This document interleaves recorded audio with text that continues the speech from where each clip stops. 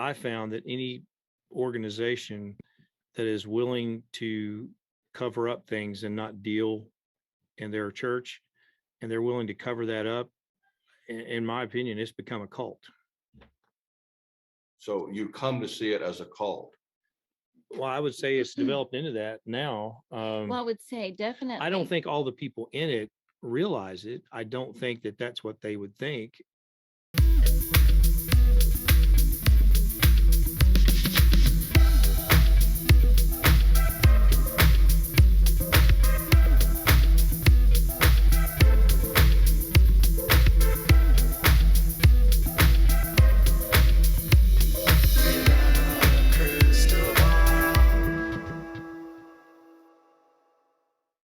Hey everyone, it's Katie from Without a Crystal Ball. Welcome back to my channel. What time is it? It is Wednesday, July 20th. I hope you're having a wonderful day.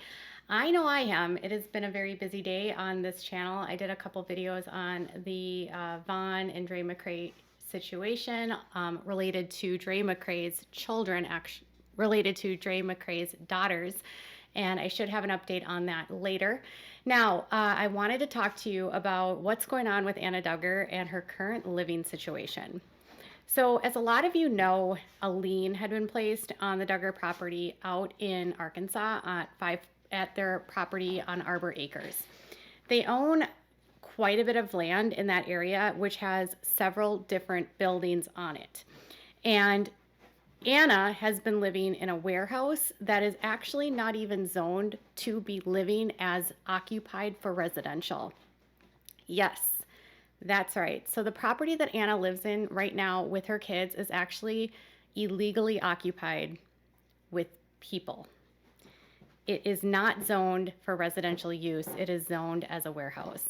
Now, I had been wondering if this would be rezoned or if they would get a certification to have living there, right?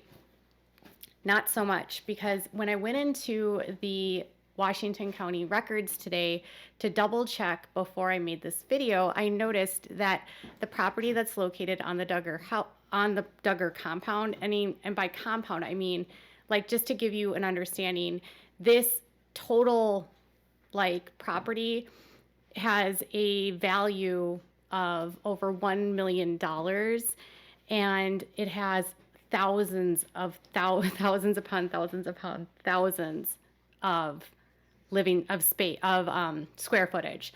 So they have their main house, obviously, which has over 7,000 square feet, and so 7,064 square feet, and that is actually obviously zoned as residential. It has all the requirements that you need to be residential. So that means that it has it's on a slab, it has carpet and tile, it has ceilings and walls, it has central air and heating, it has insulation, basically all the stuff, plumbing, bedrooms, all that makes it like a home. It has fire, it has to meet the code for windows and egress and all of that, okay? So the main house obviously is zoned as residential. So then I was looking around at the other buildings and I was like, okay, that big building on their main property, which is like where they have their loading docks and they have some of their real estate businesses and their car stuff. So that building is actually enormous. I had no idea, but it has 31,000 square feet. Now, once you keep scrolling down, there is a warehouse, literally a warehouse, and that's where Anna lives, okay? So this has a warehouse, 4,800 square feet. It has 16-foot ceilings, and while it's been they've added some walls and floors to it, it has a rigid flooring structure. It has no foundation. It does have a lavatory, and it has water, and it has a water heater, but it's zoned as a warehouse, 100%, it says. 100% as a warehouse. It has, again, 4,800 square feet. It's 1 story, total height 16 feet tall. It has a wall furnace, but it has no air conditioning. It has no sprinkler. It has nothing. They haven't even updated it that it includes appliances. They haven't updated if it has insulation, if it has an interior finish, nothing. So currently the house that they're living in as a home is zoned as a warehouse, not to live in, as a warehouse. And they haven't added any of those upgrades to the value of the property. So this is actually concerning because they have kids living in that home, children. So this means that and this is the part of this that I don't understand. Like, when they had the trial for Josh Duggar, you would have thought that there would have been some sort of investigation, whether it would have been CPS, to see what the living situation is like, the kids.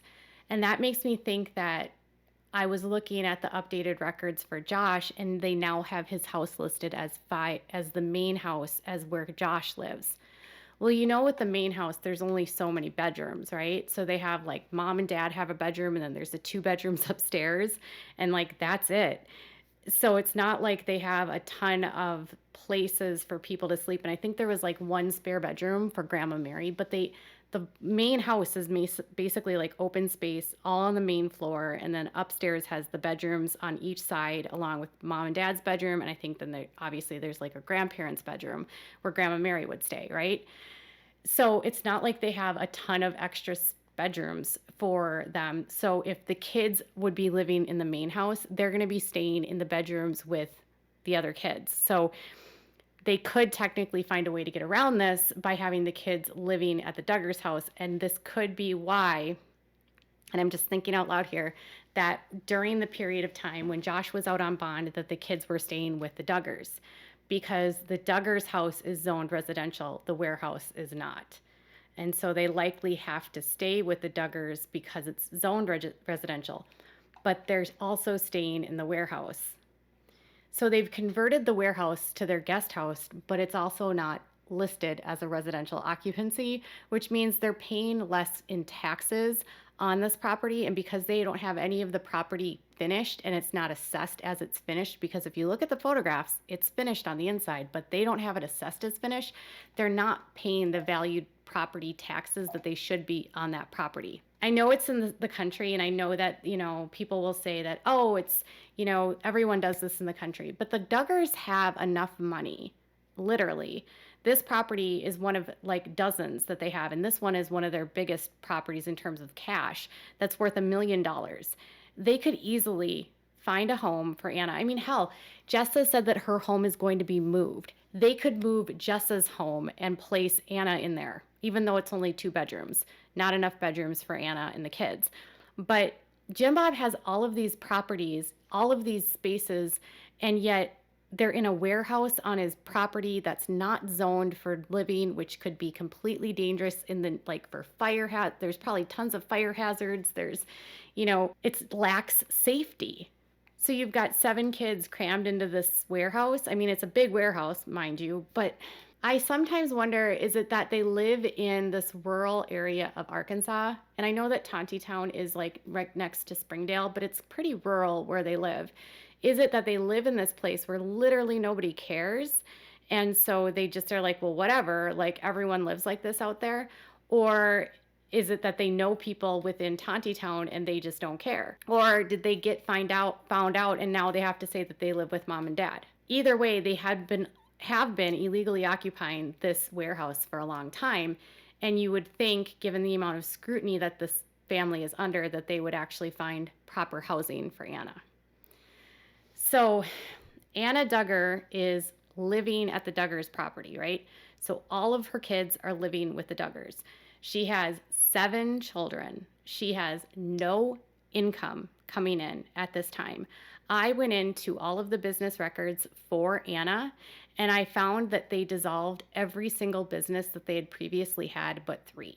So all of those businesses that she had opened during the period of time in the months before the indictment, that you remember when Josh started opening all these different LLCs, those are all closed. And there's like 3 shell companies that are still open right now. What is Anna doing right now to actually bring in revenue? She's not using her social media. She doesn't have a job. Is this why Josh has a $50,000 tax lien? Is it because literally they don't have any money to pay off anything? And if that's the case, if Josh can't even pay for his fine, who's paying the bills for this appeal that he's doing? You know that appeals in federal court are not cheap. And the fact of the matter is that at this point, Josh's net worth is basically zero. So who is paying for the appeals? These attorneys are not court appointed. He can't even pay off his fine to the government, and now he's got his wife living in a warehouse illegally with the 7 kids while he's in prison. You would think with so many eyes on top of them, they would be a little bit less dense about the whole situation, but Anna needs to get a job or do something for employment. This whole situation is just, it seems like, how is it that 7 kids can be under the radar of all of this and living illegally in a warehouse and like nobody in Arkansas cares? Am I the only one that's like, hello, Arkansas, what are you doing? I don't know. That's just me. So Anna has not decided to move to Texas at this point that I know of. She's still in Arkansas, living with the Duggars and getting probably free babysitting. But where she's residing is illegal. And I'm still wondering where the Department of Human Services is to help those kids. Does anyone else stay up at night wondering these questions? Tell me in the comments below. Bye, guys.